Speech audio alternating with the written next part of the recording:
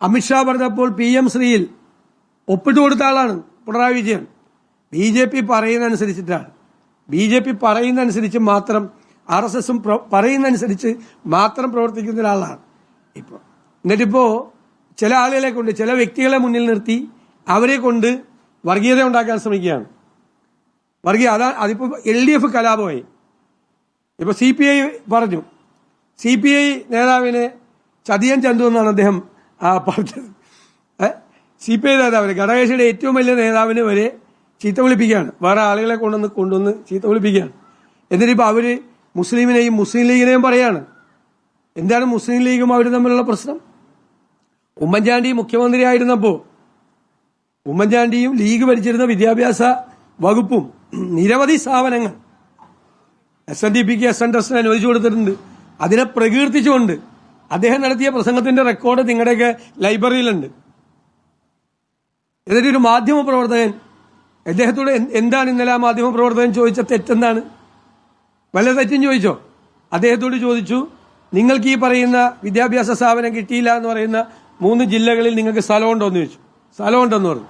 എന്നിട്ടും വിദ്യാഭ്യാസ സ്ഥാപനം കിട്ടിയില്ല എന്ന് ചോദിച്ചു.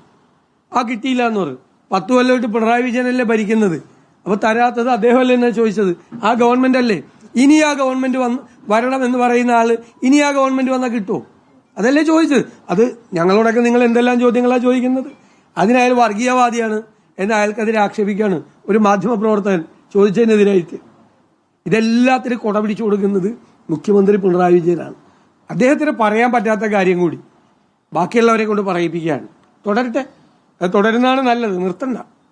ഞാൻ നേരത്തെ പറഞ്ഞതുപോലെ എല്ലാ ആഴ്ചയും ഇങ്ങനെയുള്ള ആളുകൾ ഒരു പത്രസമ്മേളനം തെരഞ്ഞെടുപ്പ് വരെയെങ്കിലും നടത്തണമെന്നാണ് എന്റെ റിക്വസ്റ്റ്.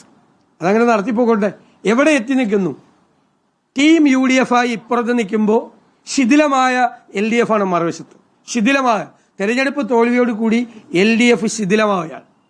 ടീം UDF സ്ട്രോങ് ആയി നിൽക്കുകയാണ്. അതാണ് തെരഞ്ഞെടുപ്പ് കഴിഞ്ഞപ്പോൾ ഉള്ള രാഷ്ട്രീയ വിശകലനം. മാറാട് കലാപം മോഡൽ വീണ്ടും കലാപം ഉണ്ടാക്കാൻ മുസ്ലിം ലീഗ് ശ്രമിക്കുന്നതടക്കം വലിയ വിമർശനങ്ങളാണ് അദ്ദേഹം ഉന്നയിച്ചുകൊണ്ടിരിക്കുന്നത്. ഞാൻ എന്ത് അടിസ്ഥാനത്തിലാണ് അദ്ദേഹം പറയുന്നത്? എന്ത് അടിസ്ഥാനത്തിലാണ് കലാപം ഉണ്ടാക്കാൻ പോകുന്നെന്ന് പറയുന്നത്? അത് മുഖ്യമന്ത്രിയുടെ വാക്കുകളാണ് അദ്ദേഹത്തിൽ കൂടി വരുന്നത്. കേരളത്തിന് ഭരിക്കുന്ന മുഖ്യമന്ത്രി അങ്ങനെ എന്തെങ്കിലും ഉണ്ടെങ്കിൽ പോലീസ് അദ്ദേഹത്തിന്റെ കീഴിലല്ലേ നടപടിയെടുക്കണ്ടേ? എത്ര ഹീനമായ വർഗീയതയാണ് ഈ പറയുന്നത്. വിദ്വേഷത്തിന്റെ പ്രചരണമാണ് നടത്തുന്നത്. സംഘപരിവാർ നടത്തുന്ന അതേ വിദ്വേഷ പ്രചരണമാണ് മുഖ്യമന്ത്രി പിണറായി വിജയന്റെ നേതൃത്വത്തിൽ ഈ പറയുന്ന ആളുകൾ നടത്തുന്നത്. മുഖ്യമന്ത്രിയുടെ സർവ്വ അനുഗ്രഹ ആശംസകളോടും കൂടിയാണ്. ഇതെല്ലാം പറഞ്ഞതിന്റെ പിറ്റേ ആഴ്ചയാണ് അദ്ദേഹത്തെ പോയി പൊന്നാട അണിയിച്ചത്. മുഖ്യമന്ത്രിയുടെ കാറിൽ കയറി നടക്കുന്ന ആളുകളാണ് ഇത് പറയുന്നത്. ഈ വർഗീയ പ്രചരണം ഉറപ്പായിട്ടും മുഖ്യമന്ത്രിയാണ് ഇതിന്റെ പുറകിൽ.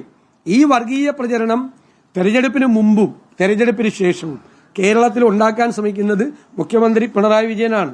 അദ്ദേഹത്തിന്റെ നാവായിട്ടാണ് വേറെ ചില ആളുകൾ ഇത് പറയുന്നത്.